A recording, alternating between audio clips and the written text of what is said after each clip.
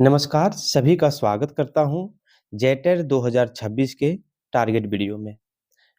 हम सब विकास एवं अधिगम की अवधारणा को पढ़ रहे हैं। यह पार्ट 5 वीडियो है और टॉपिक का नाम है अधिगम के सिद्धांत। हम प्रत्येक टॉपिक से एमसीक्यू कर रहे हैं। यहाँ पर हम अधिगम के सिद्धांत से 30 एमसीक्यू को आंसर विथ एक्सप्लेनेशन के साथ देखेंगे। नए लोगों से रिक्वेस्ट है, आप वीडियो को लाइक कर दीजिए और चैनल को सब्सक्राइब कर दीजिए ताकि अपना तैयारी को बेहतर बना सकें।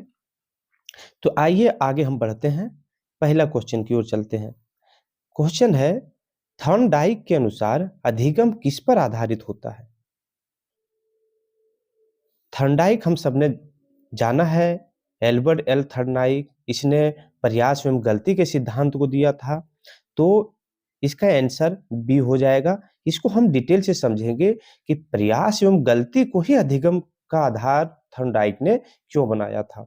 तो जिसके लिए मैंने यहाँ पर व्याख्यान भी लिया हुआ है ताकि आप इसका स्क्रीनशॉट लेकर के आराम से फिर से आप इसको पढ़ सकते हैं। तो आइए समझते हैं क्या बोला था थॉर्नडाइक के द्वारा। एडवर्ड एल थॉर्नडाइक के अनुसार अधिगम का आधार प्रयास एवं गलती है, ट्रायल एंड एरर लर्निंग है। किसके अनुसार? एल्बर्ट थॉर्नडाइक के अनुसार। ठीक है, इसने कैसे पता लगाया कि प्रयास एवं गलती से लोग सीखते हैं, चाहे वो बच्चा हो, चाहे एनिमल हो, चाहे कोई ह्यूमन हो, कैसे सीखते हैं? प्रयास और गलती के द्वारा। तो उसने दो प्रयोग किए थे, एक बिल्ली के ऊपर पजल बॉक्स के अनुसार। समझते हैं? तो सीखना अचानक नहीं होता, यह किसका कहना था? थॉर्नडाइक का कहना था। तो कैसे सीखना होता है? तो सबसे पहले कई प्रयास करते हैं लोग, गलतियां करते हैं, और जब सफल प्रतिक्रियाएं हो जाती है, जब वह जो कार्य को करना चाह रहे हैं अगर उसमें सफल होते हैं, तो सफलता का चयन करके धीरे धीरे क्या करना है? सीखते हुए आगे बढ़ जाते हैं। अगर आपको दिक्कत हो रहा है तो मैं इसको डिटेल से समझाने का प्रयास करता हूं। सबसे पहले हमने क्वेश्चन बनाया 2+2।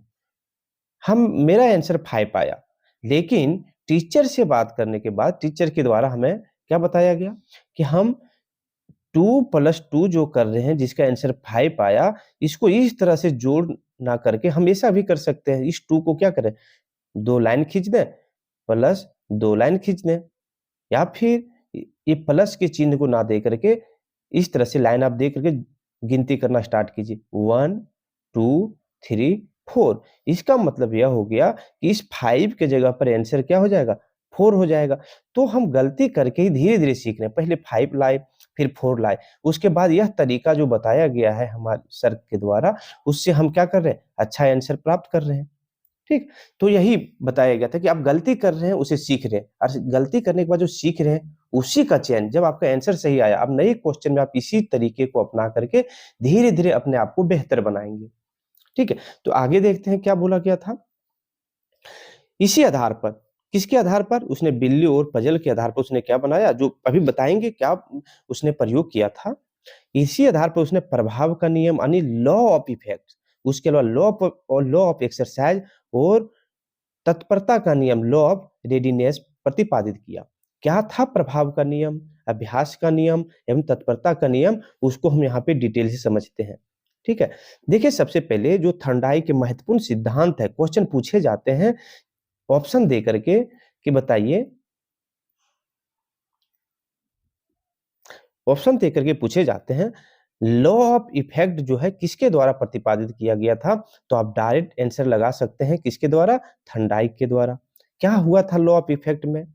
सुनिए, जिन प्रतिक्रियाओं से संतोष मिले वे दोहराई जाती है। मीन्स आप समझिए, आप नीम का पत्ता खा रहे हैं, आपको कैसा लग रहा है खाने में? कड़वा लग रहा है। नीम का पत्ता आपको कड़वा लगेगा खाने में, क्या आप उसको बार बार खाना पसंद करेंगे? तो जवाब है नहीं। वहीं अगर आप चीनी खा रहे हैं, चीनी आपको मीठा लग रहा है, क्या करेंगे? चीनी खाएंगे? हाँ खाएंगे। क्यों? चीनी खाने से आपको संतोष मिला है, अच्छा लगा है, इसीलिए यह प्रक्रिया बार बार दोहराएंगे। ठीक है, आप मैदान में चल रहे हैं, वहां पर आपको अच्छा लग रहा है मैदान में चलना, वहीं कांटे वाले मैदान में चल रहे हैं, जंगल में चल रहे हैं, तो वहां पर आपको संतोष नहीं होगा। तो आप जो कांटा वाला एरिया है वहां पर ना चलना छोड़ करके कहाँ चलेंगे आप? मैदान में चलेंगे, यही बोला गया था। देखिए यहाँ पर आगे, जिनसे असंतोष मिलता है वो हट जाती है। इसी तरह हमारे मस्तिष्क में भी होता है।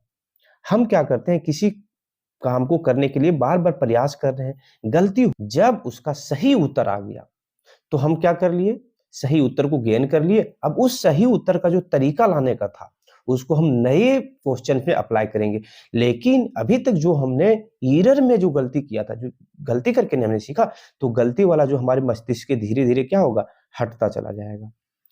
तो उसने क्या दिखा, देखिए, बिल्ली को भोजन मिला, सही क्रिया बार बार दोहराई। बिल्ली का प्रयोग हम आगे के क्वेश्चन में देखेंगे जहां पर हम डिटेल से इसको समझाएंगे, ठीक है। आगे है लॉ ऑफ एक्सरसाइज, यानी अभ्यास का नियम क्या था। तो थंडाइक के द्वारा कहना था, जितना अधिक हम अभ्यास करेंगे, एक्सरसाइज करेंगे, उतना अधिक हम सीखेंगे, ठीक है। ये हम भी अपने लाइफ में देख सकते हैं। डेली लाइफ में, डेली रूटीन में अगर हम बार बार अभ्यास कर रहे हैं तो हम सीख जाते हैं। जैसे आप बच्चे को देखिए खाना खाते, इसमें बच्चा पहले खाना उठाता है तो मुंह की जगह पर कभी नाक के पास वो खाना ले गया, कभी गले के पास ले गया उठा करके। क्यों? कि उसको प्रॉपर नहीं पता है कि हमारा मुंह किस जगह पर है। जबकि हम लोग बार बार रोज खाना खा रहे हैं, अभ्यास हो रहा है, हम लोग डायरेक्ट हाथ उठाएंगे, आंख बंद हो या फिर खुला हो, डायरेक्ट कहां पर हमारा खाना जाएगा, हाथ का मुंह में जाएगा, ठीक है। तो यह हो गया। आगे देखिए, लॉ ऑफ रेडीनेस, तत्परता का नियम क्या था। सीखने के लिए व्यक्ति या जानवर को तैयार होना चाहिए। जैसे अगर आप तैयार ही नहीं है किसी काम को करने के लिए, आपका मन है टीवी देखने में, आप टीवी देखना चाह रहे हैं और आपके घर वाले बोल रहे हैं कि आप बाहर में जाकर के मैदान में जो है खेलिए, आपका मन खेलने के लिए है ही नहीं, तो आप सही से खेल नहीं पाएंगे। अगर मैदान आप चले भी गए तो पूरे मन से आप वहां पर ध्यान नहीं लगा पाएंगे। वही बोल रहा है कि सीखने के लिए कोई व्यक्ति हो या जानवर हो, उसको तैयार होना चाहिए, तभी वो सीख पाएगा। अगर वो तैयार ही नहीं है, आप जबरदस्ती उसको सिखा रहे हैं, तो सीखेगा नहीं। चाहे भले सफलता मिल जाए लेकिन वह सही तरह से सीख नहीं पाएगा, यह बोल रहा है। भूखी बिल्ली अधिक मोटिवेशन और तेज सीखना, मतलब भूखी बिल्ली जो रहेगी उसके अंदर मोटिवेशन ज्यादा रहेगा खाना प्राप्त करने का, क्योंकि उसका एकमात्र उद्देश्य यही है खाना मिलना। तो मोटिवेटेड रहेंगे किस तरह से खाना मिलेगा, तो क्या होगा, तेजी से सीखेगा, ठीक है। तो आगे बढ़ते हैं। आगे है नेक्स्ट क्वेश्चन, इनसाइट लर्निंग किस मनोविज्ञान ने दिया। इनसाइट लर्निंग जो है वह कोहलबर्ग के द्वारा प्रतिपादित किया गया था, या फिर हम बोल सकते हैं कोहलबर्ग के द्वारा दिया गया था। क्या था इनसाइट लर्निंग, इसको समझते हैं।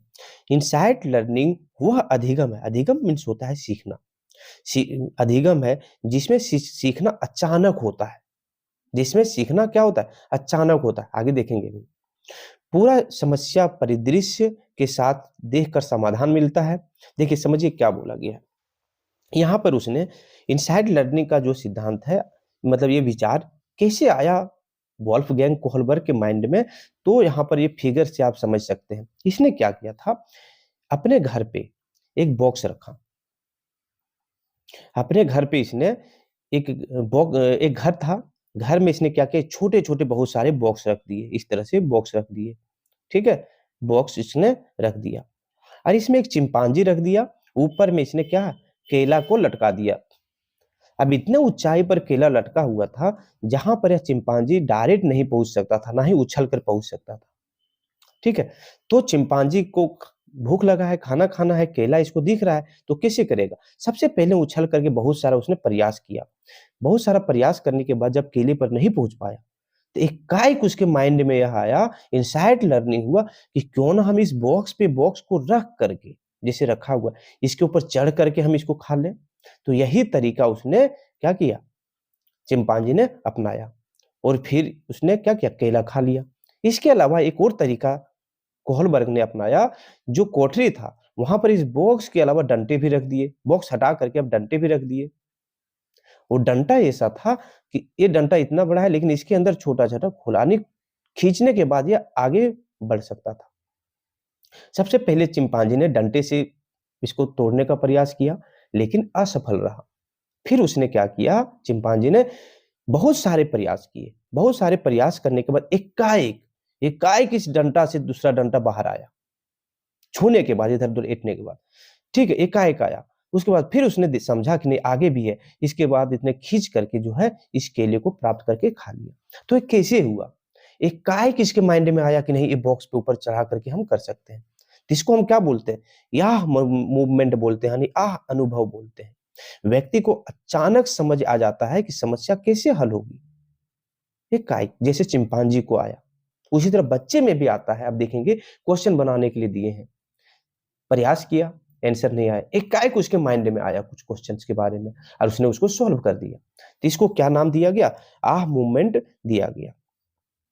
देखिए, यह सीखना ट्रायल एंड एरर के तरह धीरे धीरे नहीं होता, बल्कि अचानक एक नई तरकीब दिमाग में आती है। जैसा हमने यहाँ पर समझा, कोहलबर्ग का जो नियम था, ट्रायल एंड एरर, यहाँ पर बार बार उसने प्रयास किया। बिल्ली ने, आगे इसको समझेंगे हम, बिल्ली ने किस तरह से प्रयास किया था। बहुत बार गलती किया, ट्रायल हुआ, गलती किया, फिर से ट्रायल किया, गलती किया, उसके बाद एकाएक उसके दिमाग में आया, लर्निंग, सीखना आ गया। उसके बाद उसने उसको जो सीखा उसी को आगे अपने लाइफ में इस्तेमाल करना स्टार्ट किया। जबकि यहाँ ऐसा नहीं हुआ, यहाँ इसके सामने एकाएक, इसके सामने जो है रखा हुआ है प्रॉब्लम, एकाएक इसके दिमाग में आया कि हम तुरंत जो है जो किसी केला को प्राप्त कर लें। आगे आते हैं। देखिए, अगला क्वेश्चन है, शास्त्रीय अनुबंध यानी क्लासिकल कंडीशनिंग का सूत्रधार कौन है? क्या था शास्त्रीय अनुबंध? उम्मीद हम अगर जो बनाते जा रहे हैं, जिस तरह से मैंने डिटेल से बताते जा रहा हूं, यह पढ़ने के बाद आपको शास्त्रीय अनुबंध के बारे में फिर पढ़ने का जरूरत ही नहीं पड़ेगा। फिगर के साथ में आप पूरा डिटेल से आपको समझाते चल रहे हैं। समझते क्या था शास्त्रीय अनुबंध का सिद्धांत? जो है इवान पावलव। तो इवान पावलव कौन था उसको समझेंगे। इवान पावलव ने दिया था। आइए व्याख्यान को हम समझते हैं डिटेल से। शास्त्रीय अनुबंध का प्रतिपादन इवान पावलव ने किया था। इसने क्या किया? इसने सबसे पहले, देखिए हम यहाँ पर पढ़ देते हैं, या तो फिगर को पहले समझाते हैं, उसके बाद आपको समझ आएगा। इवान पावलव ने क्या किया? सबसे पहले एक कुत्ता के सामने कुछ खाना रखा। देखिए यहाँ दिख रहा है खाना रखा हुआ, खाना रख दिया। जैसे ही कुत्ता ने खाना देखा, उसके मुंह से लार आना स्टार्ट हो गया। अब दिख रहा है लार, ठीक। तो यह क्या था?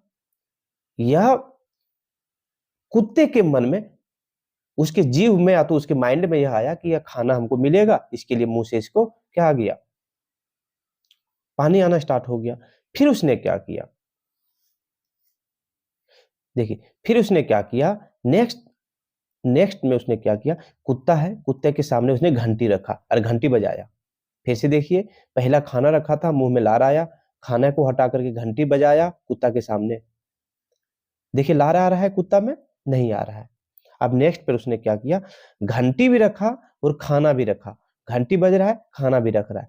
कुत्ता के अंदर क्या हो रहा है? मुंह में जो है पानी आना स्टार्ट हो गया। अब क्या हुआ? जब भी घंटी बजाता था पावलव, और उसके बाद तुरंत कुत्ता को खाना मिल जाता था। पहले जो है डायरेक्ट खाना मिला, लार आया। दूसरा बार सिर्फ घंटी बजा, लार नहीं आया। तीसरा बार उसने क्या किया? घंटी जैसे बजाना स्टार्ट हुआ, उसके बाद कुछ देर बाद खाना मिला।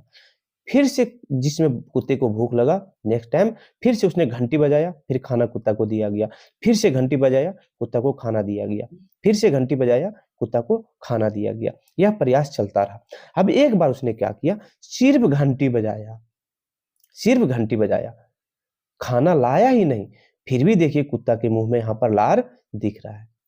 ठीक है, ऐसा क्यों हुआ? ऐसा इसलिए हुआ क्योंकि कुत्ता का जो माइंड है, उसने घंटी के साथ ही खाना को जोड़ लिया, यानी फूड प्लस बेल को अपने माइंड में जोड़ लिया कि जब भी घंटी बजता है मुझे खाना मिलता है। यहां पर सिर्फ घंटी बजा तो इसके मुंह में लार आ गया। क्यों? क्योंकि स्वाभाविक उसके माइंड में यह बैठ चुका था कि जब भी घंटी बजेगा खाना हमको मिलेगा। ठीक है, तो इसी प्रयोग से उसने क्या नाम दिया? शास्त्रीय अनुबंध कहानी, क्लासिकल कंडीशन का नाम दिया गया था। इसको अब हम लोग अपने लाइफ में जोड़ेंगे और समझेंगे। देखिए, उन्होंने कुत्ते पर घंटी और भोजन का प्रसिद्ध प्रयोग किया, जिसमें दिखाया गया कि, एक चीज और रखेंगे याद, क्वेश्चन पूछा जाता है घंटी और भोजन का प्रयोग किसने किया था? तो इवान पावलव ने किया था। यह निरपेक्ष उद्दीपन यानी न्यूट्रल स्टिमुलेशन भी बार बार जोड़ने पर एक स्वाभाविक प्रतिक्रिया उत्पन्न कर सकता है। न्यूट्रल स्टिमुलेशन क्या होता है? इसका मतलब देखिए, यहाँ पर न्यूट्रल स्टिमुलेशन क्या था? ये खाने के साथ घंटी का कोई मतलब नहीं था, इसीलिए इसके अंदर लार नहीं आया, कोई मतलब नहीं था। लेकिन बाद में इस घंटी के कारण ही लार आ रहा है। तो वही इवान पावलक ने क्या बोला था कि निरपेक्ष उद्दीपन जिसका खाने से कोई मतलब नहीं था, न्यूट्रल स्टिमुलेशन था, जब उसको बार बार खाना के साथ जोड़ा गया था, बार बार खाना के साथ जोड़ा गया था, तो बाद में खाना हटाने के बाद स्वाभाविक प्रतिक्रिया उत्पन्न हो गई इसके मुंह से लार आने का। इस सिद्धांत से उद्दीपन प्रतिक्रिया यानी स्टिमुलस रिस्पॉन्स आधारित अधिगम को समझाया गया था।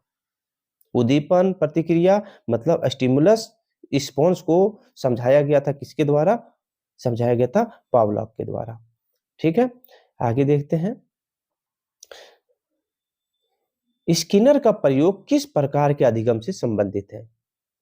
स्किनर ने कौन सा प्रयोग किया था उसको समझते हैं। तो स्किनर का प्रयोग जो है ऑपरेंट कंडीशनिंग से आधारित है। किस पर? ऑपरेंट कंडीशनिंग पर आधारित है। देखिए क्या किया था स्किनर ने। बीएफ स्किनर का प्रयोग था ऑपरेंट कंडीशनिंग यानी क्रिया प्रसूत अनुबंध का सिद्धांत था। क्या उसने किया था? उन्हें एक चूहे और कबूतर पर प्रयोग किया था। क्या प्रयोग था? देखिए उसका कहना था कि सही क्रिया करने पर इनाम मिलता है जिसको हम रेनफोर्समेंट कहते हैं, और गलत क्रिया करने पर पनिशमेंट दिया जाता है बच्चों में। आइए समझते हैं क्या हुआ था इसमें। सबसे पहले हम यह समझते हैं कि चूहा का प्रयोग क्या था। इसने चूहे पर किस तरह का प्रयोग किया था। आप देख रहे हैं इस बॉक्स को। इस बॉक्स में आप देखेंगे यहाँ पर एक टू शॉक जनरेटर है। यहाँ पर एक जो है एक लाइन है जिसमें करंट दौड़ रहा है, हल्का सा करंट दौड़ रहा है। चूहा के सामने यहाँ खिड़की से दिख रहा है खाना रखा हुआ है। ठीक है, अब चूहा क्या करेगा? खाना खाने का प्राप्त प्रयास करेगा देख करके। तो इधर उधर चूहा उछल रहा है। जैसे ही इसके ऊपर जा रहा है चूहा पीछे हट जा रहा है, फिर से इधर उछल रहा है, फिर से जैसे इस जिसपे करंट दौड़ रहा है उसके ऊपर जा रहा है, चूहा पीछे हट जा रहा है। एक बार चूहा ने गलती से देखिए यहाँ पर क्या कर दिया, इसको दबा दिया। ये बटन है, सिग्नल है। जैसे यहाँ पर दबा तुरंत खाना यहाँ पर इसको मिल गया। अब क्या करेगा चूहा? अब चूहा जो है फर्स्ट टाइम में जो इधर उधर जो दौड़ करके खाना मांग रहा था, यहाँ करंट इसको लग रहा था। अब चूहा इस चीज को जान चुका है कि यहाँ पर जैसे हम जाते हैं यहाँ पे करंट लगता है, झटका लगता है। लेकिन यह भी जान चुका है कि इस बटन को दबाने पर हमें खाना प्राप्त होगा। और चूहा जब भी खाना चाहिए चूहा यहाँ पे बार बार इसको दबाना प्रारंभ करता है। ठीक है, तो उसने क्या किया? सही क्रिया करने पर उसको क्या मिल रहा है? खाना मिल रहा है। और गलत करने पर उसको पनिशमेंट मिल रहा है, यानी करंट लग रहा है। चूहा सीख लिया। यही था क्रिया प्रसूत अनुबंध। ऑपरेंट कंडीशनिंग का सिद्धांत यही बीएफ स्किनर के द्वारा दिया गया था। तो इसने स्किनर ने क्या बताया था इस प्रयोग के द्वारा कि व्यवहार उसके परिणाम से नियंत्रित होता है। कि व्यवहार क्या? यानी चूहा जो इधर उधर उछल रहा था, जो व्यवहार कर रहा था उछल करके खाना मांगने का, जब उसका परिणाम पॉजिटिव आया इस बटन को दबाने के बाद, तो चूहा उछलना छोड़ करके डायरेक्ट क्या करा, जब भी इसको खाना चाहिए इस बटन को दबा देता था। इसके अलावा जब अगर सोचिए चूहा यहाँ पे अगर कहीं एक बटन रहता हो जिसमें खाना मिलता हो, तो चूहा यहीं बार बार दबाता। लेकिन चूहा को पता चल गया है कि यहाँ से खाना मिल रहा है, इसीलिए यहाँ पर दबा रहा है, यहाँ नहीं दबा रहा है। तो इसका मतलब यह हो गया कि इनाम देने से व्यवहार मजबूत होता है। यहाँ पर चूहे को खाना मिल रहा था, इसके कारण यह व्यवहार जो है बार बार दबाने का यह मजबूत हो रहा है। दंड देने से व्यवहार कमजोर होता है। यानी जो इस लाइन पे जो चल रहा था चूहा, अब उसके ऊपर ना चल करके क्या कर रहा है, आराम से डायरेक्ट इस बटन को दबा रहा है। तो यह सीखना स्वैच्छिक क्रियाओं पर आधारित है। यह कहना था किसका? बीएफ स्किनर के द्वारा। तो ऑपरेंट कंडीशनिंग का सिद्धांत किसने दिया था? क्रिया प्रसूत अनुबंध का सिद्धांत किसने दिया था? तो बीएफ स्किनर के द्वारा दिया गया था। पूछा जाएगा चूहा और कबूतर पर जो है सो किसने प्रयोग किया था? कबूतर पर भी इसी तरह का इसने प्रयोग किया था। तो चूहे और कबूतर पर जो है किसने प्रयोग किया था? तो यह बीएफ स्किनर के द्वारा किया गया था। ठीक है, आगे आते हैं। आगे है लर्निंग बाय डूइंग किस सिद्धांत से जुड़ा हुआ है? तो learning by doing John dewy से जुड़ा हुआ है। जॉन डुई के द्वारा लर्निंग बाय डूइंग का सिद्धांत इसके द्वारा दिया गया था। क्या बोला गया था? इसके व्याख्यान को हम एक्सप्लेनेशन को समझते हैं। लर्निंग बाय डूइंग यानी करके सीखना, यानी अनुभव आधारित अधिगम का सिद्धांत जॉन डुई के द्वारा दिया गया था। क्या बोला था जॉन डुई के द्वारा? जॉन डुई के अनुसार बच्चा तब सबसे अच्छा सीखता है जब वह स्वयं क्रिया करता है। बच्चा जब स्वयं क्रिया करेगा तो बच्चा अच्छे तरह से सीखेगा। प्रोजेक्ट बनाना, मम्मी बना रही है तो बच्चा उस तरह से नहीं सीख पाएगा जिस तरह से बच्चा खुद से सीखता है करके। आप खुद से देखिए, कहीं जा रहे हैं, अगर आप खुद से कहीं जा रहे हैं, एक जगह पर आपको जाना है, आप खुद से जा रहे हैं बिना किसी की हेल्प से, खोजते हुए जा रहे हैं तो डायरेक्ट यहाँ पहुँच गए तो ये रास्ता आपको याद रहेगा। लेकिन बार-बार आप पूछते हुए जा रहे हैं, या तो पीछे बैठे हैं, कोई ड्राइवर गाड़ी को चलाते हुए जा रहा है, तो आप उस तरह से सीख नहीं पाएँगे। यही बोल रहा है। सीखना एक सक्रिय प्रक्रिया है, निष्क्रिय नहीं। जब लोग सीखते हैं, तो करके सीखते हैं, सक्रिय रूप से भाग लेकर के सीखते हैं। स्कूल में ही प्रोजेक्ट हो रहा है, स्कूल में ही नाच-गान हो रहा है, वहाँ पर आप सक्रिय रूप से भाग लीजिए। आप उसमें जितना आप अपने आप को सिखा पाएँगे, उतना आप बाहर बैठ के दर्शक बन कर के नहीं सिखा पाएँगे। यह किसका था कहना? जॉन डुई का कहना था। देखो, विद्यालय को मिनी सोसाइटी माना है, यानी माना जाना चाहिए, जहाँ बच्चा वास्तविक अनुभव से सीखते हैं। ठीक है? तो यह किसका कहना था? जॉन डुई के का कहना था। अब आते हैं, बंडूरा का सामाजिक अधिगम सिद्धांत मुख्यतः किस पर आधारित है? हम सब जानते हैं, सामाजिक अधिगम का सिद्धांत जो है, एक और किसने दिया था? आप इसका जवाब जो है आप बॉक्स में दे सकते हैं। तो चलिए समझते हैं, बंडूरा का सामाजिक अधिगम सिद्धांत मुख्यतः किस पर आधारित था? तो बंडूरा का सिद्धांत जो था, मुख्यतः अनुकरण पर आधारित था, मॉडलिंग पर आधारित था। इसको समझते हैं क्या था? विख्यात से, अल्बर्ट बंडूरा का सामाजिक अधिगम सिद्धांत जो है, यानी सोशल लर्निंग थ्योरी, यह बताता है कि बच्चा मुख्यतः दूसरों को देखकर, उसकी नकल करके और उन्हें मॉडल मान करके सीखता है। जिसे उसने क्या कहा था? मॉडलिंग, ऑब्जर्वेशनल लर्निंग, यानी पर्यवेक्षक अधिगम। इसने क्या कहा था? बंडूरा के द्वारा कहा गया था। बंडूरा ने कहा था सिंपल सा, कि बच्चा सबसे पहले किसी को अपना मॉडल मानता है, आइडियल मानता है। ठीक है? क्या मानता है? आइडियल मानता है सबसे पहले। कुछ बच्चे, किसी का एग्जांपल, चलिए एमएस धोनी को ही, एमएस धोनी को ही अपना आइडियल माना है कोई बच्चा। अब क्या करेगा? उसके जैसा ही व्यवहार करेगा, उसके जैसा ही शॉट खेलना प्रारंभ करेगा। कोई जो है कोहली को माना है, किसी ने सचिन को माना है, किसी ने अमिताभ बच्चन को अपना मॉडल माना है। तो आप देखेंगे उसका व्यवहार उसी से वह सीखना प्रारंभ कर देगा, नकल करना प्रारंभ कर देगा। ठीक है? तो वही कहना था बंडूरा का, कि कोई बच्चा अपने समाज में कोई अपने टीचर को ही मॉडल मान लेता है। अपने क्लास के जो सबसे टॉपर बच्चा है, उसी को मॉडल मान करके सीखना प्रारंभ कर देता है कि वह किस तरह का नोट्स बना रहा है।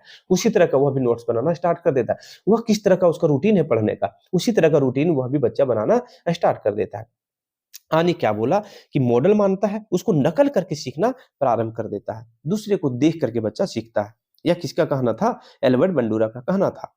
तो इसके कुछ पॉइंट दिए थे एल्बर्ट बंडूरा ने, जिससे अनुकरण, यानी इमिटेशन, क्या बोल रहा है इसको? बच्चा वही व्यवहार अपनाता है जिसे वह किसी मॉडल, जैसे माता-पिता, शिक्षक और मित्र को देखता है। अब अपना भाषा को लेकर के देखिए, जिस तरह का भाषा उसके मम्मी-पापा बच्चे के प्रयोग कर रहे हैं अपने डेली लाइफ में, उसी तरह का भाषा जो है वह बच्चा भी यूज़ करना स्टार्ट कर देगा। क्यों? क्योंकि सबसे शुरू में अपने मम्मी-पापा को अपने मॉडल मानेंगे ना। उसी तरह देखिए मॉडलिंग, बच्चा मॉडल के व्यवहार, बोलचाल, शैली को ही कॉपी कर लेता है। ठीक? आप किस तरह से एग्जाम्पल ले सकते हैं? एक छोटा-सा एग्जाम्पल आप ले सकते हैं अपने क्लास में। आप देखिएगा, छोटा-सा एग्जाम्पल। आप स्कूल में देखेंगे, कोई टीचर अगर इस जोड़ को, मान लीजिए जोड़ बोल रहे हैं, इसको टीचर प्लस के नाम से बोल रहा है बार-बार, भले हिंदी मीडियम का स्कूल हो, प्लस बोल रहा है कोई टीचर, तो सारे बच्चे इसको प्लस बोलना प्रारंभ कर देंगे। समझ रहे हैं बात को? हाँ, आगे आते हैं। अब जो है ऑब्जर्वेशनल लर्निंग क्या है देखिए। सीखना सीधे अनुभव से नहीं, बल्कि केवल देखकर भी हो सकता है। बंडूरा के द्वारा क्या कहा गया था, कि हम जो अभी तक पढ़े हैं, कि कोई बच्चा सीखता है, अनुभव से सीखता है अपना। जितना एक्सपीरियंस लेगा उतना सीखेगा। तो जरूरी नहीं है कि सिर्फ अनुभव से ही सीखे। तो केवल देख करके भी सीख सकता है। केवल पर आप गौर करेंगे, कि केवल बच्चा किसी को देख करके भी सीख सकता है। ठीक है? अगला देखिए, तो इसने कहां से यह प्रयोग लाया? इसने प्रयोग देखिए अपने घर पे किया, बॉबी डॉल एक्सपेरिमेंट किया था। क्या था बॉबी डॉल एक्सपेरिमेंट? इसने देखा अपने बच्चे के सामने एक गुड़िया, यानी बॉबी डॉल को उसने पीटा, मारा पीटा। इसको देख करके बच्चे ने भी वैसा ही व्यवहार किया इसके साथ, जबकि गुड़िया के साथ बच्चे को खेलना था, है ना? टेडी बियर हो गया, ये छोटे-छोटे गुड़िया है, बच्चा का खेलने का साधन होता है। लेकिन उसके फैमिली ने जैसे ही लाया इसके सामने, पहली बार जब इसने गुड़िया को देखा, तो उसको पीटते हुए देखा। बच्चे ने भी इसको पीटते हुए सीख लिया। ठीक है? आज आगे बढ़ते हैं। अब है परंपरागत कंडीशनिंग। परंपरागत कंडीशनिंग को ऊसीएस का अर्थ क्या है? अच्छा, परंपरागत कंडीशनिंग क्या है? Unconditioned stimulus. क्या था अनकंडीशनड स्टिमुलस, उसको समझते हैं। अभी हम ऊपर में जो है प्रयोग में देखे हैं, यहाँ पे इसको चर्चा कर लेते हैं। हमने शास्त्रीय अनुबंध के बारे में समझा। किसने दिया था? इवन पावलॉक ने दिया था, याद रखेंगे। तो इसमें इसने बताया था कि अनकंडीशनड स्टिमुलस जो होता है, यानी असर्त उद्दीपन, वह उद्दीपन होता है। उद्दीपन मीन्स क्या होता है? बार बार जो शब्द आ रहा है, उद्दीपन मतलब होता है। अब देखिए, सबसे पहले आप कहीं बैठे हुए हैं, अपने साथ आप देखेंगे, कहीं बैठे हुए हैं, किसी ने आके आपके पेट को छू दिया, क्या होगा? आपको हंसी आएगा, गुदगुदी आएगा, आएगा। तो एकाएक आपके साथ आ रहा है, इस तरह से एकाएक आ रहा है ना। उसी तरह बोल रहा है कि एकाएक जो असर्त उद्दीपन जो आ रहा है, वह उद्दीपन है जो स्वाभाविक रूप से बिना किसी अधिगम या प्रशिक्षण के आ जाता है। जैसे हमने देखा, कुत्ता के सामने घंटी बजाया गया, घंटी का आवाज सुन करके क्या हुआ? उसके मुंह से लार आना स्टार्ट हो गया था। लेकिन यहां पर जो है असर्त उद्दीपन की बात हो रहा है, तो खाना जो था वो असर्त उद्दीपन था। क्यों? क्योंकि खाना को देख करके कुत्ता डायरेक्ट मुंह से पानी आना उसका स्टार्ट हो गया था। बाद में जब खाना और घंटी लाया गया था, तो कुत्ता ने सीख लिया था कि घंटी और खाना का कुछ रिलेशन है, इसीलिए उसके साथ आ रहा था। देखिए, तो खाना स्वाभाविक रूप से कुत्ते में लार आनी सेलिब्रेशन का उत्पन्न करता है। इसके लिए कुत्ते को सीखने का जरूरत नहीं होता है। यहाँ पर आप देखेंगे, यहाँ पर मैंने फिगर में डिटेल से लिखा भी था, जिसका मैंने चर्चा नहीं किया था। देखिए यहाँ पर अनकंडीशनड स्टिमुलस, यह क्या था? खाना था। अनकंडीशनड रिस्पॉन्स, बिना कारण का रिस्पॉन्स दे रहा है, कुत्ता को भी नहीं पता चल रहा है कि मुंह से लार कैसे आ रहा है। अनकंडीशनड रिस्पॉन्स था। और यह खाना यहाँ पर क्या था? अनकंडीशनड स्टिमुलस था। अब न्यूट्रल स्टिमुलस, खाना को हटा दिया गया, न्यूट्रल किसी और चीज को लाया गया। अब सोचिए, घंटी की जगह पर अगर आप कोई और चीज ला करके, मान लीजिए पंखा ला करके हिला रहे हैं और खाना दे रहे हैं कुत्ता को, फिर से पंखा ला कर हिला रहे हैं, खाना दे रहे हैं कुत्ता को, मन में कुत्ता का बैठ जाएगा कि खाना और इस पंखे का कुछ रिलेशन है, तब वो क्या हो जाएगा? न्यूट्रल स्टिमुलस हो जाएगा। यहाँ पर देखिए, नोट रिस्पॉन्स दिख रहा है आपको, कोई रिस्पॉन्स नहीं दिया। जैसे ही फूड प्लस बेल आया, घंटी बजने लगा, तो देखो यहाँ पर क्या है? अनकंडीशनड रिस्पॉन्स आना स्टार्ट हो गया कुत्ते में। उसके बाद देखिए, अब नया जो है, घंटी बजाता, वो यहाँ पे घंटी बज रहा था, यहाँ पर भी लाया, ये हो गया कंडीशनड स्टिमुलस। कुत्ते ने समझ लिया, सीख लिया कि इसका रिलेशन, घंटी का रिलेशन खाने के साथ है, तो इसने भी जो है कंडीशनड रिस्पॉन्स देना प्रारंभ कर दिया। ठीक है, तो अनकंडीशनड स्टिमुलस क्या था? वह चीज जिसको देख करके किसी के मन में स्वाभाविक कोई मतलब उद्दीपन उत्पन्न हो जाए, रिस्पॉन्स उत्पन्न हो जाए। जैसे हम लोग कहीं अपने में देखेंगे, इमली को देख करके मुंह में पानी आ जाना, यह हमारे लिए क्या है? अनकंडीशनल स्टिमुलस है। डन है। अब आगे आते हैं, नेक्स्ट क्वेश्चन है, पावलोव का कुत्ता किस सिद्धांत का उदाहरण है? पावलोव का जो कुत्ता था, किस सिद्धांत का उदाहरण है? हमने तो अभी समझा। तो पावलोव का कुत्ता जो है क्लासिकल कंडीशनिंग का उदाहरण है, शास्त्रीय अनुबंध का उदाहरण है। यहाँ पर देखिए आप खुद से, है ना, था शास्त्रीय अनुबंध का उदाहरण था, पावलोव ने ही कुत्ते पर एक्सपेरिमेंट किया था। अगला है, थॉर्नडाइक का लॉ ऑफ इफेक्ट क्या बताता है? लॉ ऑफ इफेक्ट बताता है कि सुखद परिणाम अगर हो तो अधिगम मजबूत हो जाता है। अगर कोई काम हम कर रहे हैं, अगर पॉजिटिव रिस्पॉन्स मिल रहा हो, तो हम क्या करेंगे? हमारे लाइफ में उस काम को बार बार करने का प्रयास रहेगा। डन है। अगला है, रेनफोर्समेंट का अर्थ क्या है? रेनफोर्समेंट का अर्थ क्या होता है? तो ऐसा व्यवहार, देखिए यहाँ पे, ऐसा कोई परिणाम जो व्यवहार को मजबूत करे। अभी हमने देखा स्किनर के द्वारा क्या गया था, आइए फिर से हम इसको ले चलते हैं पीछे साइड। देखिए यहाँ पर स्किनर के द्वारा प्रयोग किया गया था। जब इनाम मिल रहा था, जब यहाँ पे इसको खाना मिल रहा था, तो यही तो रेनफोर्समेंट था। कहाँ से खाना मिल रहा था? जब सही क्रिया को जो है ये बिल्ली कर रही थी, चूहा कर रहा था, तो इसको खाना मिल रहा था, रेनफोर्समेंट बन रहा था, जिसको हम प्रसाद बोल रहे हैं तो इनाम बोल रहे हैं। ठीक है, तो यही पर यहाँ पर बोल रहा है, यही यहाँ पर बोला जा रहा है कि रेनफोर्समेंट का अर्थ क्या है? तो ऐसा कोई परिणाम जो व्यवहार को मजबूत करे। खाना मिल रहा था चूहे को, चूहा बार बार उस बटन को दबाना प्रारंभ किया, बार बार खाना मिल रहा था। ठीक, तो उसी तरह हम लोग अपने डेली लाइफ में करते हैं। बार बार अगर सोचिए आप, कोई बच्चा बार बार जो है क्लास में फर्स्ट आ रहा है, उसको इनाम मिल रहा है, इनाम मिल रहा है, फिर से वह प्रयास कर रहा है फर्स्ट आने का, फिर से इसको इनाम मिल रहा है, तो इनाम के लालच में भी बच्चा फर्स्ट आ रहा है। या फिर कोई और कारण हो सकता है कि सारे बच्चे से हमको टॉपर दिखना है, उसके कारण, तो कोई तो होगा ना, रीजन तो कोई है। तो ये प्रोत्साहन मिलता है। देखिए रेनफोर्समेंट का अर्थ क्या होता है? प्रोत्साहन होता है। दंड क्या हो गया? पनिशमेंट हो जाएगा। तो देखिए यहाँ पर, जिससे किसी क्रिया व्यवहार को दोहराने की संभावना बढ़ जाती है। अगर इनाम दे रहे हैं तो हम क्या कर रहे हैं? बच्चा फिर से इसको करने का प्रयास करेगा इनाम पाने का। तो यह इनाम, प्रशंसा, पुरस्कार, सराहना या तो सुखद परिणाम, अप्रिय चीज को हटना, कुछ भी हो सकता है। रेनफोर्समेंट कुछ भी आपकी लाइफ में हो, कि पुरस्कार आपको पाना हो, चाहे प्रशंसा ही मिल रहा हो, चाहे सुखद परिणाम हो रहा हो। आप एक छक्का मार दिए क्रिकेट के खेल में, इससे भले परिणाम नहीं मिल रहा हो, लेकिन आपको सुखद महसूस होगा कि चलिए कितना लंबा मैंने छक्का मारा है। ठीक है, तो रेनफोर्समेंट क्या करता है? व्यवहार को बढ़ाता है, जबकि पनिशमेंट क्या करता है? व्यवहार को घटाता है। अब बार बार आउट हो रहे हैं क्रिकेट में ही, तो क्या करेंगे? बार बार आप उसको सीखना प्रारंभ करेंगे? नहीं, आप ऐसा तरीका खेलने का अपनाएंगे जिसमें आपको ये पनिशमेंट ना मिले, यानी आउट ना हो सके। डन है। आगे आते हैं, निम्न में से कौन सकारात्मक पूर्ण बलन है? कौन सा सकारात्मक पूर्ण बलन मतलब क्या होता है? तो सकारात्मक पूर्ण बलन मतलब होता है पॉजिटिव आइडिया, जिससे क्या बोल रहे हो? एक प्रोत्साहन मिले, आपको पॉजिटिव प्रोत्साहन मिले, यह कहना है यहाँ पे। तो किससे मिलेगा? तो इनाम देने से जो है सकारात्मक पूर्ण बलन मिलेगा। किसी बच्चे को आप इनाम दे रहे हैं, तो वह उस कार्य को बार बार करने का प्रयास करेगा।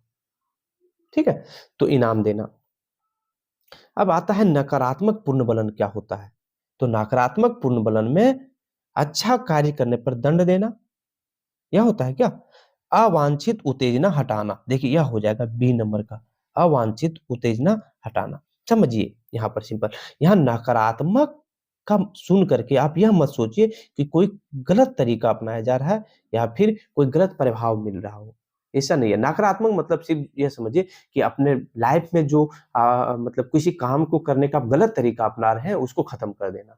तो नकारात्मक पूर्ण बलन से क्या होता है? नेगेटिव रेनफोर्समेंट का मतलब होता है किसी परेशानी या बुरी चीज को हटा देना, ताकि वह व्यवहार याद रखेंगे, वह व्यवहार दोबारा हो। जैसे समझिए यहाँ पर क्या था, इस यह लड़की को आप गौर से देखेंगे, यहाँ पर देखेंगे यह बाइक किसमें है? गाड़ी में बैठी हुई है, फोर व्हीलर में। अब ये सीट बेल्ट लगाना जरूरी है, हर बार लगाना चाहिए सीट बेल्ट अपनी सुरक्षा के लिए। तो यह लड़की जो है सीट बेल्ट नहीं लगा रही है बैठने के बाद, इस गाड़ी में बैठने के बाद, तो क्या होगा? परेशानी होने लगा। अब गाड़ी में नया नियम आया, अगर सीट बेल्ट नहीं लगाते हैं तो बीप बीप की आवाज आना, अलार्म बजना प्रारंभ हो जाएगा, जिससे आपको आवाज से प्रॉब्लम होगा, आपको परेशानी होगा। इससे क्या होगा? आपका व्यवहार में चेंज होगा, बिहेवियर में चेंज होगा।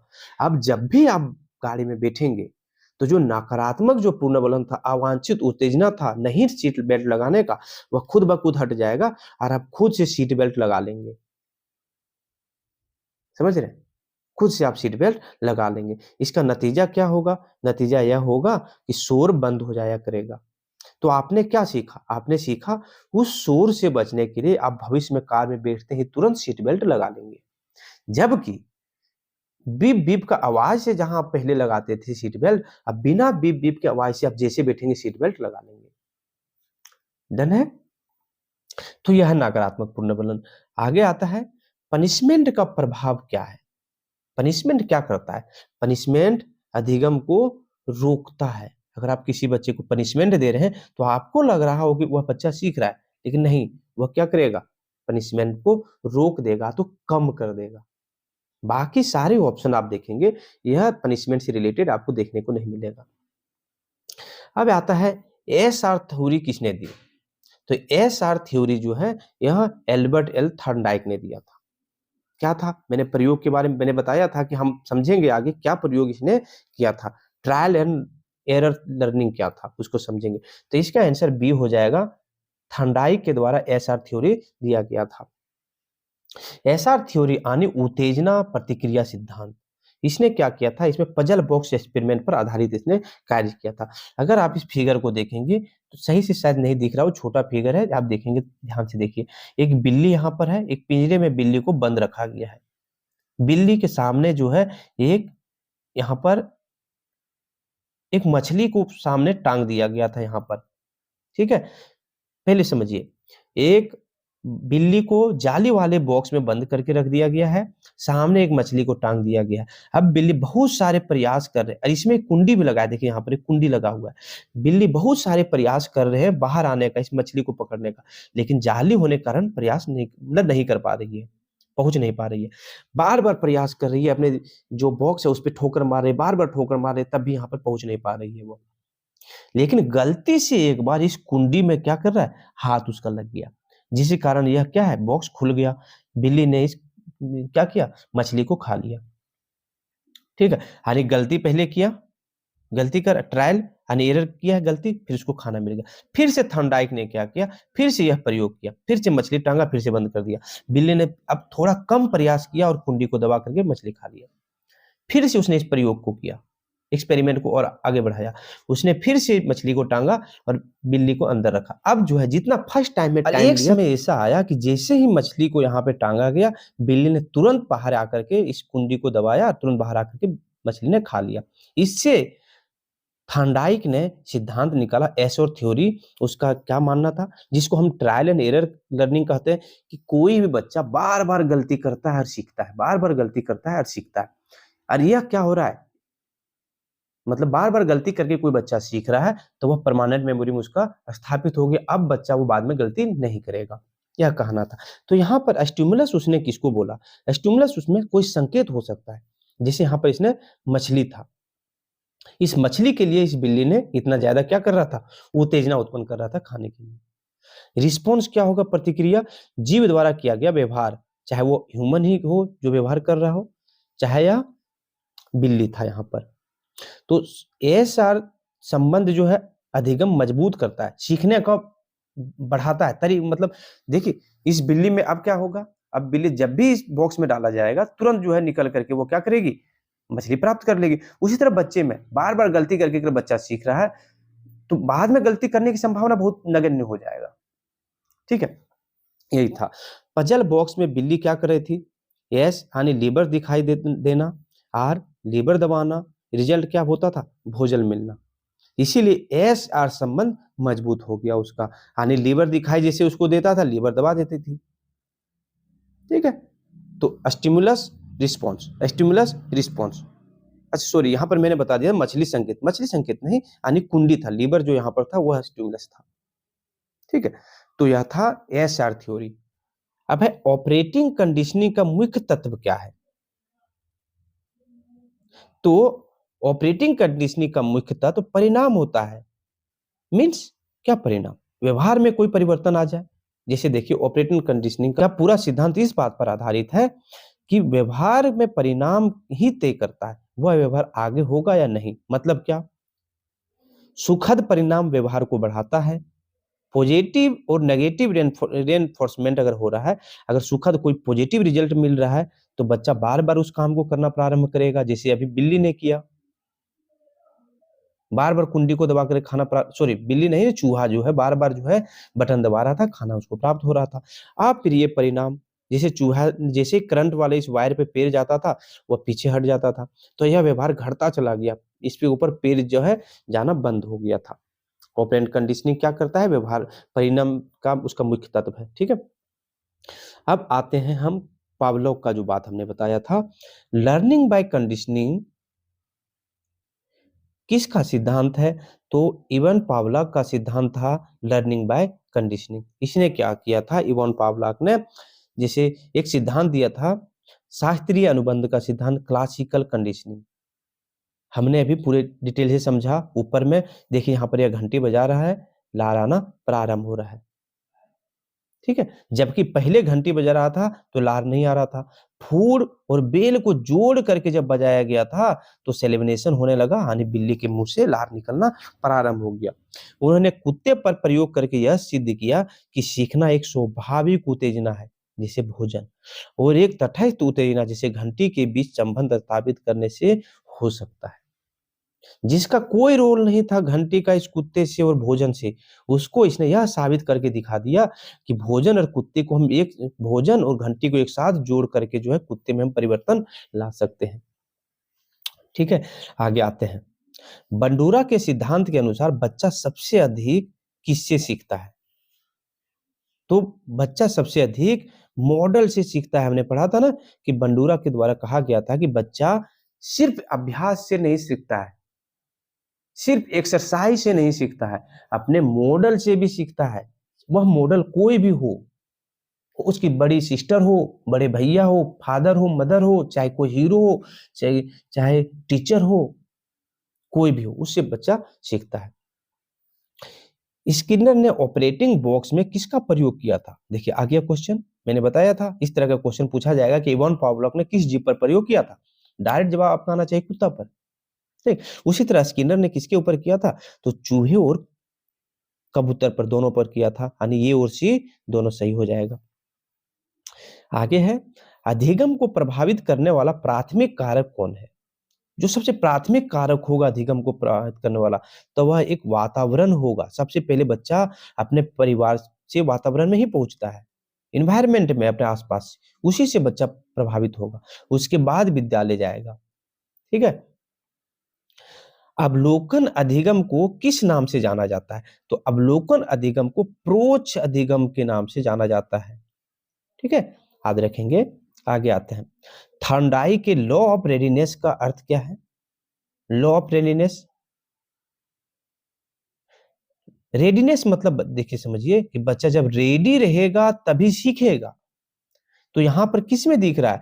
बच्चा तभी सीखेगा जब बच्चा सीखने के लिए तैयार होगा। अगर बच्चा सीखने के लिए ही तैयार नहीं है तो बच्चा सीख नहीं पाएगा। यह कहना था किसका? थॉर्नडाइक के द्वारा। किस लॉ में? लॉ ऑफ रेडीनेस के द्वारा कहना था, ठीक है। आगे है, ट्रायल एंड सक्सेस किस सिद्धांत का हिस्सा है? ट्रायल एंड सक्सेस जो है थॉर्नडाइक के सिद्धांत का हिस्सा, थॉर्नडाइक के सिद्धांत का हिस्सा था। क्यों? क्योंकि थॉर्नडाइक के द्वारा ही तो यहाँ पर बिल्ली का जो है प्रयोग किया गया था। लाइए देखते हैं, थॉर्नडाइक के द्वारा ही तो यहाँ पर बिल्ली पर प्रयोग किया गया था। यहाँ पर बार बार यह जो है क्या कर रहा था? प्रयास कर रहा था बिल्ली, और सफल होने लगा। बार बार प्रयास और सफल हो रहा था, सक्सेस हो रहा था। तो उसी पे तो यहाँ प्रयोग का बात हो रहा है। देखिए क्या था, ट्रायल एंड सक्सेस। सबसे पहले एरर था, बाद में सक्सेस होना प्रारंभ कर गया। तो ये किसने दिया था? थॉर्नडाइक के द्वारा दिया गया था। यहाँ पर आप देख सकते हैं इस बिल्ली को, देखिए बार बार यहाँ पे ठोकर मारे, सोच रही, कंफ्यूज हो रही है। देखिए रैंडम अटेम्प्ट एंड एरर, बार बार जो है अटेम्प्ट कर रहा है, एरर है। ट्रायल में क्या आएगा? रैंडम अटेम्प्ट हो रहा है, बार बार इधर उधर ठोकर मार रहा है, एरर हो रहा है। सक्सेस हुआ, करेक्ट एक्शन एंड रिवार्ड। जैसे ही करेक्ट एक्शन प्राप्त हुआ, इस कुंडी को उसने दबाया, खुल गया, बाहर आकर के उसने खाना खा लिया, ठीक है। आते हैं आगे। बहुत सारे छोटे छोटे बिहेवियर को जोड़कर नया बिहेवियर बनाना कहलाता है। अगर हम छोटे छोटे बिहेवियर को जोड़ करके एक नया बिहेवियर बना रहे हैं तो उसको हम क्या बोलेंगे? उसको हम शेपिंग बोलेंगे। क्या बोलेंगे? शेपिंग बोलेंगे। अब छोटे छोटे बिहेवियर को जोड़ रहे हैं, ठीक है। चलिए आगे। शास्त्रीय अनुबंध यानी क्लासिकल कंडीशनिंग का सिद्धांत का प्रतिपादन किस मनोवैज्ञानिक ने किया था? शास्त्रीय अनुबंध का सिद्धांत इवान पावलोव ने किया था। क्या हो जाएगा? 20 का सही हो जाएगा, ठीक है। आप देख सकते हैं जाकर के शास्त्रीय अनुबंध का प्रयोग किसके ऊपर किया गया था? इवान पावलोव के द्वारा कुत्ते पर किया गया था। अगला है, क्रिया प्रसूत अनुबंध यानी ऑपरेंट कंडीशनिंग में नकारात्मक पूर्ण बलन, नेगेटिव रेनफोर्समेंट का सबसे अच्छा उदाहरण क्या है? नेगेटिव रेनफोर्समेंट का मैंने बताया था, किसी बच्चे को अच्छा प्रदर्शन करने पर उपहार देना नहीं, यहाँ पर पॉजिटिव हो रहा है, गलत हो जाएगा। किसी अवांछित व्यवहार को कम करने के लिए जुर्माना लगाना, जुर्माना नहीं लगाना है, यह भी गलत हो जाएगा। तो देखिए, सीट बेल्ट लगाने पर कार से आने वाली कर्कश बीप ध्वनि को बंद हो जाना, यही नकारात्मक पूर्ण बलन है। नकारात्मक पूर्ण बलन का मतलब सिंपल सा यह होता है कि जो नकारात्मक चीज हो रहा है आपकी लाइफ में, उसको धीरे धीरे कम कर देना। आपके साथ ही नेगेटिव हो जाना नहीं होता है, ठीक है। तो अपने महिला का मैंने जिक्र किया जो कार में बैठी हुई थी सीट बेल्ट को लेकर के, ठीक है। तो यह हो जाएगा सी नंबर, इसका सही हो जाएगा। अगला आते हैं, थॉर्नडाइक के प्रयास एवं त्रुटि, ट्रायल एंड एरर सिद्धांत का मुख्य नियम जो अभ्यास पर बल देता है, क्या कहलाता है? थॉर्नडाइक ने 3 सिद्धांत दिए थे। क्या क्या था? एक सिद्धांत था लॉ ऑफ रेडीनेस, बच्चा तैयार रहेगा तभी सीखेगा। प्रभाव का नियम दिया था, लॉ ऑफ इफेक्ट, बच्चा जी किस तरह का प्रभाव मिल रहा है, अगर पॉजिटिव रिस्पांस मिल रहा है तो बच्चा पॉजिटिव की ओर ज्यादा अट्रैक्ट हो जाएगा, नेगेटिव धीरे धीरे भूलता चला जाएगा। और तीसरा था अभ्यास का नियम, लॉ ऑफ एक्सरसाइज, बच्चा जितना प्रयास करेगा उतना सीखेगा, ठीक है। तो यही तो था प्रयास एवं त्रुटि के सिद्धांत में, अभ्यास का लॉ ऑफ एक्सरसाइज से संबंधित था, यानी बल देता था। चलिए आगे है, अल्बर्ट बंडूरा के सामाजिक अधिगम सिद्धांत में किस व्यवहार को सीखने के लिए आवश्यक पहली प्रक्रिया क्या है? अल्बर्ट बंडूरा के द्वारा दिया गया था सिद्धांत सामाजिक अधिगम सिद्धांत। तो उसने कहा था कि बच्चा सबसे पहले किससे सीखता है? मॉडल से सीखता है। तो सबसे पहले पूछा जाए कि किसी व्यवहार को सीखने के लिए आवश्यक पहली प्रतिक्रिया क्या होगी, प्रक्रिया क्या होगी? सबसे पहला, तो सबसे पहले बच्चा जो है ध्यान देना प्रारंभ करेगा, तभी ना सीखेगा। किसी को मॉडल कब बनाएगा? जब उसके ऊपर ध्यान देगा। तो इसका आंसर क्या हो जाएगा? सी नंबर, सबसे पहले वह ध्यान देना प्रारंभ करेगा, अटेंशन होगा उसका अंदर, ठीक है। आते हैं आगे, फिर से वही पावलोव के शास्त्रीय अनुबंध का प्रयोग, अनानुबंधित उद्दीपन यानी अनकंडीशनड स्टिमुलस क्या था?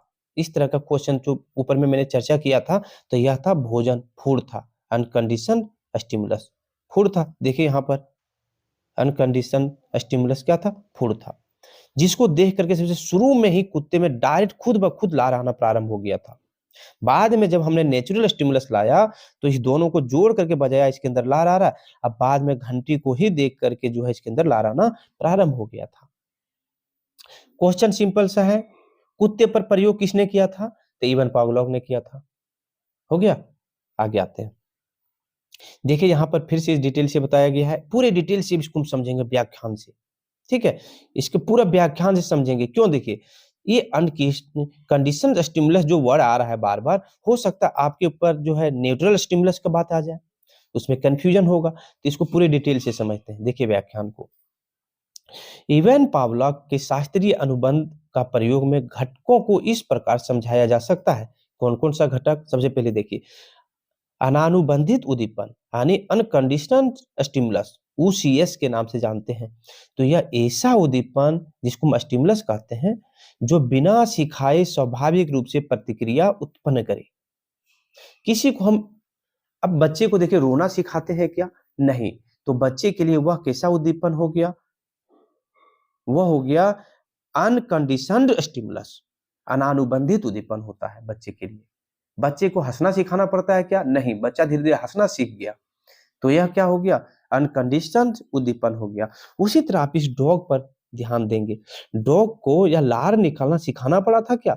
जवाब है नहीं। सिर्फ हमने क्या किया, इसके सामने खाना लाया, लार खुद ब खुद आ रहा है। तो ये भोजन जो हो गया, पावलोव के प्रयोग में जो भोजन था, कुत्ते को भोजन देखकर स्वाभाविक रूप से लार आती है, इसके लिए उसे कुछ सीखने का जरूरत नहीं था, ठीक है। तो ये अनकंडीशनल स्टिमुलस क्या था? तो यह था भोजन।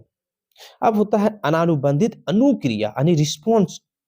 तो वह जीव जिसने रिस्पॉन्स किया, इस कुत्ते की जगह बिल्ली भी हो सकता है, इस कुत्ते की जगह बच्चा भी हो सकता है, ह्यूमन चाइल्ड, इस कुत्ते की जगह हम लोग का भी हो सकता है। हम लोग इमली देख कर लार आ रहा है तो अनकंडीशन रिस्पॉन्स जो है यह कौन सा हो गया? इसको हम क्या बोलेंगे? ऊसीआर बोलेंगे।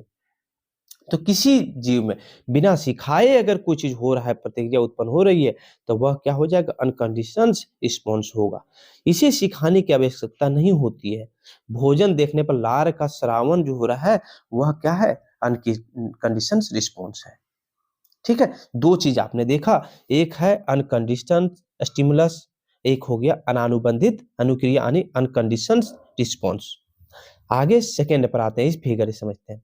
अब देखिए न्यूट्रल स्टिमुलस। न्यूट्रल स्टिमुलस क्या था? सबसे पहले हमने जब कुत्ते के सामने इसको बजाना प्रारंभ किया, कुत्ते में कोई रिस्पॉन्स नहीं आ रहा है। देखिए नो रिस्पॉन्स, कोई रिस्पॉन्स नहीं आ रहा है। वह उद्दीपन जो शुरुआत में कोई विशिष्ट प्रतिक्रिया उत्पन्न नहीं करता है, जैसे घंटी की आवाज, साउंड ऑफ द बेल जो है अनुबंध से पहले, जब हम इसको पूरी तरह से नहीं समझाए थे, कुत्ते को जोड़े नहीं थे खाना के साथ, उसमें कुत्ते में कोई प्रभाव नहीं दिख रहा है, तो यह क्या हो गया? न्यूट्रल स्टिमुलस हो गया।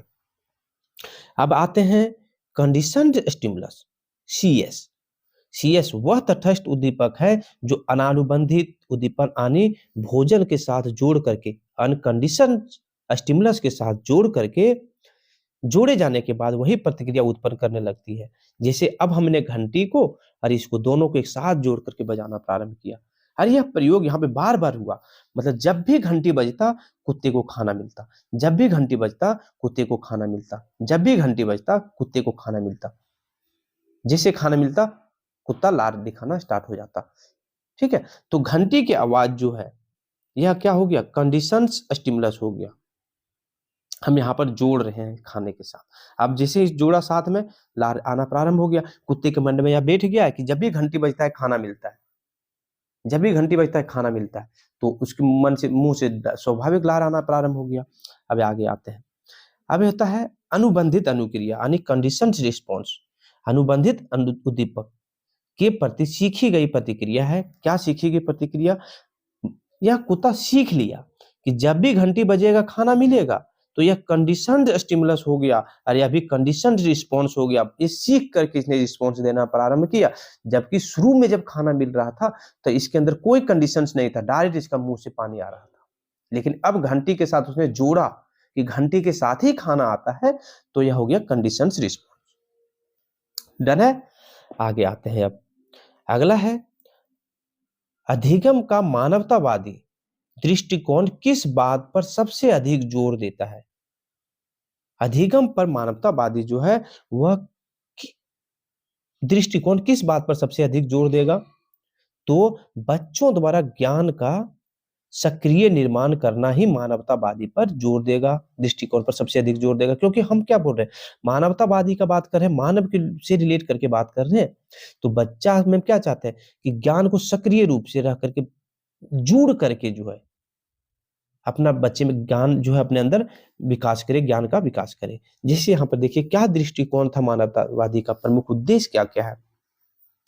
बच्चों को एक संपूर्ण मानव के रूप में समझना। बच्चा को हम यह ना समझे कि यह बच्चा है, हम उसको एक मानव के रूप में समझें कि नहीं यही एक मानव है, इस तरह समझना।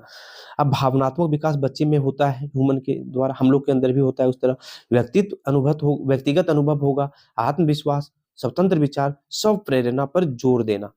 बच्चे इन सारी चीजों पर जोर देगा, हम लोग भी इस पर जोर देंगे। मुख्य बिंदु क्या होगा? ये होगा आत्मबोध, आत्म साक्षात्कार। बच्चा अपनी पूरी क्षमता तक पहुंच सकता है। इस तरह से अगर आप धीरे धीरे खुद से उसको ज्ञान सीखने के लिए देंगे, तो बच्चा के अंदर जितना ताकत है उतना लगा करके वो सारा चीज सीखना चाहेगा। तो यही मानवतावादी सिद्धांत का केंद्र है, जिसे किसने लाया था? इसे अब्राहम मोस्ले ने बनाया, मोस्ले ने समझाया था। ठीक है, आइए आगे देखते हैं। एक चीज और था आगे, देखिए आंतरिक प्रेरणा।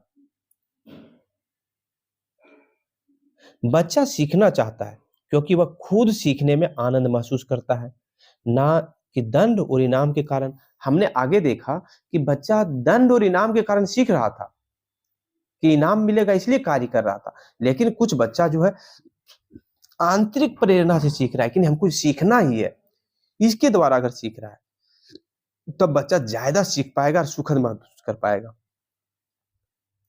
अब एक है लर्नर सेंट्रल अप्रोच यानी बाल केंद्रित दृष्टिकोण।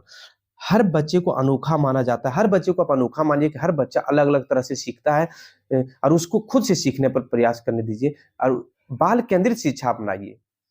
इससे क्या होगा ना, बच्चा बच्चे के अंदर जो कमी है उसको आप समझ पाएंगे, उसको दूर कर पाएंगे। प्रत्येक बच्चे में अलग अलग कमी होगा, उसको अलग अलग तरह से दूर कर पाएंगे। ठीक है, तो उसकी भावनाओं और आवश्यकताओं का सम्मान किया जाना चाहिए बच्चे का। क्या हो गया? एक हो गया फ्रीडम एंड चॉइस, स्वतंत्रता और चुनाव।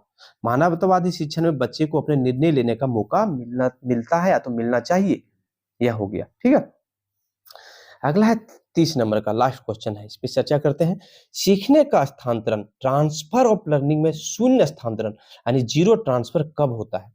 जीरो स्थानांतरण कब होगा? तो सिंपल सा, जब एक कार्य को सीखना दूसरे कार्य को ना मदद करता है ना ही बाधित करता है, उसको हम क्या बोलेंगे? सीखने का यानी ट्रांसफर ऑफ लर्निंग में जीरो ट्रांसफर। अब इसको हम डिटेल से समझाते हैं, इस फिगर से समझिए। एक बच्चा यहाँ पर जो है पियानो बजा रहा है। ठीक है, पियानो बजा रहा है। ठीक, अब पियानो बजाने के बाद इसके पास स्किल है पियानो बजाने का। अब यही बच्चा जाकर के साइकिल चला रहा है, क्या पियानो बजाने से साइकिल चलाने का कोई संबंध होगा? तो जवाब है नहीं संबंध होगा। तो यही तो जीरो ट्रांसफर है। अगर बच्चा कोई क्रिकेट खेल रहा है, क्रिकेट खेलने में बहुत अच्छा है, अब उसके सामने मैथ का क्वेश्चन ले आइए, तो क्या यह लर्निंग का ट्रांसफर हो रहा है? क्या नहीं हो रहा है, यह जीरो ट्रांसफर हो रहा है। लेकिन अगर कोई बच्चा नहीं, कोई मैन अगर बात कर ले, कार चलाना जानता है, अब कार चलाने के बाद उसको बस चलाने के लिए दे दिया जाए, तो यह ट्रांसफर हुआ या जीरो ट्रांसफर नहीं हुआ, लेकिन कुछ तो लर्निंग उसके अंदर ट्रांसफर हुआ। स्टीयरिंग पकड़ना उसको आ रहा है, उसको पता है कि बाइक को, गाड़ी उसको, बस को कैसे संभाल सकते हैं हम, उसने कार को संभाल करके सीखा है। तो यह हो गया क्या? ट्रांसफर ऑफ लर्निंग में जीरो ट्रांसफर, जहां पर कोई भी ज्ञान का ट्रांसफर एक दूसरे में नहीं जा रहा हो। ठीक है, तो 30 क्वेश्चंस का जो है एमसीक्यू समाप्त हुआ। नेक्स्ट वीडियो में हम विकास एवं अधिगम का संबंध समझेंगे, यह हमारा पार्ट 6 को होगा। तो 30 महत्वपूर्ण प्रश्न रहेंगे, जिस तरह से हमने अभी इस वीडियो में समझा है उसी तरह उसमें हम समझेंगे। तो उम्मीद है दोस्तों आप सबों को मैंने बहुत ही बेहतरीन तरीके से समझाने का प्रयास किया है। इस टॉपिक को, अधिगम के सिद्धांत को, वीडियो बनाने में भी मेहनत लगा है। अगर आप चैनल पर नए हैं तो चैनल को सब्सक्राइब करके हमें प्रोत्साहन देने का प्रयास कीजिए। अब हो सके तो अपने दोस्तों में जरूर शेयर कीजिए, ताकि लोगों तक यह कंटेंट पहुंच सके और मुझे भी मोटिवेशन मिल सके वीडियो बनाने के लिए। फिर से आप सभी से मिलेंगे हम नई वीडियो में, तब तक के लिए आप सभी का धन्यवाद। जय हिंद।